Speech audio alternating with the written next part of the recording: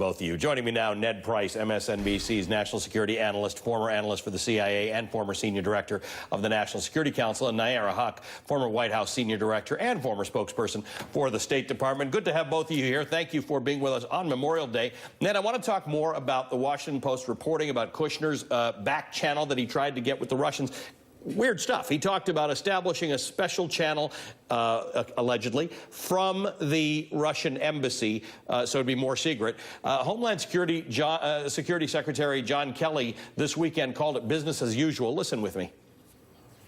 There's a lot of different ways to communicate back channel, publicly with other countries. I don't see any big issue here relative to Jared. Anytime you can open lines of communication with anyone, whether they're good friends or not so good friends, is a smart thing to do.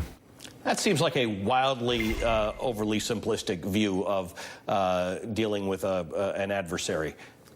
Well, it absolutely is. Look, Secretary Kelly and H.R. McMaster, the National Security Advisor, they've hitched their wagon to President Trump, but I think more to the point, they have hitched their integrity to President Trump. And the rebuttal that we've heard from both men just doesn't stand the test. Look, back channels within government, within an administration, are par for the course. The Obama administration, for example, used them to begin the opening to Cuba and in the early stages of negotiations with Iran over the nuclear deal. But what Jared Kushner is alleged to have done was not a back channel. It was a secret, covert attempt. A work around established government channels. Exactly, by a private citizen to establish covert communications with a hostile power. That is not a back channel. That is illegal. It is a crime, and it could certainly add up to espionage. Former Director of National Intelligence James Clapper had this to say about Kushner and the Trump's team's interactions with Russians. Listen.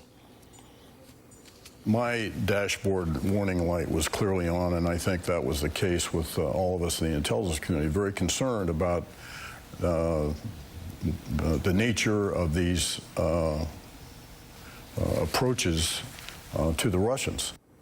Nayyera, this is an unusual situation because James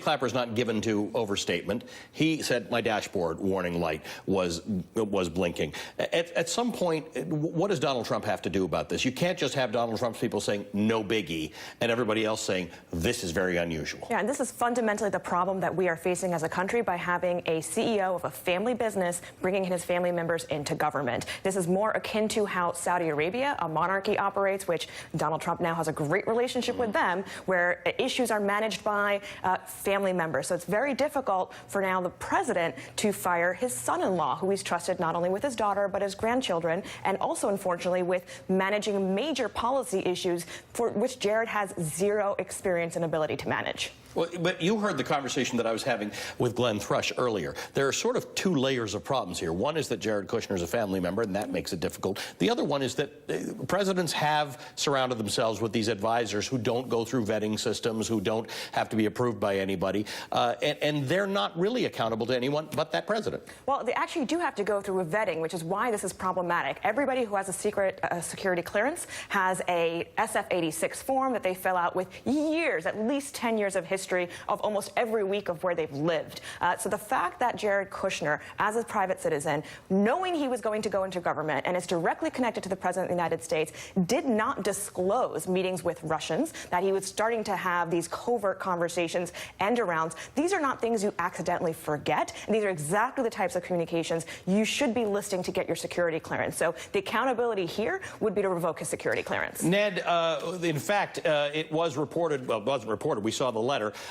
Jared Kushner's lawyers sent a response to the reporting on Jared Kushner's back channel, saying that he has thousands of conversations with lots of people. He doesn't remember these particular ones. He would have liked to see references to exactly when they occurred. Is that likely that you would be negotiating potentially with the Russians for a back channel, using the Russian embassy as a conduit for communication to Moscow, and that would just drop off your radar? It seems like something that would be hard to forget. But look, here's the point. This administration, including during the transition, repeatedly used this excuse. Oh, this was an oversight.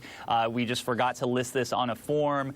This was not done out of malice. It was done out of omission. But here's the thing. The Jared Kushner story is qualitatively different. There is not an innocuous explanation for the attempts of a private citizen to establish a secret communications channel with a hostile power, a hostile government, Moscow in this case. There is just no innocuous explanation for that, and the administration really needs to come up with something better than it just slipped his mind.